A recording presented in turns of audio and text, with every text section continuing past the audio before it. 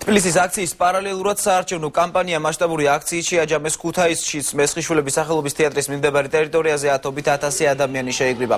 აქციაზე მოსახლეობას ეკა ბესელიამ, კახიკალაძე, მირაკლი ალასანიამ და გუბა სანიგიძემ მიმართეს. კოალიციის ლიდერების განცხადებით ეს არის დღე, როდესაც ქუთაისსა და თბილისში ქართველმა ხალხმა ერთად დგომა და გაერთიანება მოახერხა.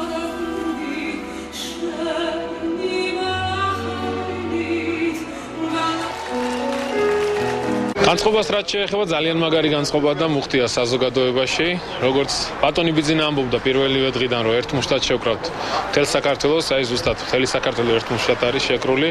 ფაქტურად მთელი საქართველო ფეხზე დგას. მართლაც უკვე მოლოდინი იმდენად დიდია 1 ოქტომბრის მიმართ, რომ ხალხს უკვე ეთყობა ეს მოუთმენლობა და საოცარი იმედია, საოცარი მზაობაა, რომ 1 ოქტომბერს ჩვენ ყველამ ერთად და პირველ რიგში ჩვენთან ერთად ჩვენმა ქვეყანამ უნდა გაიმარჯვოს.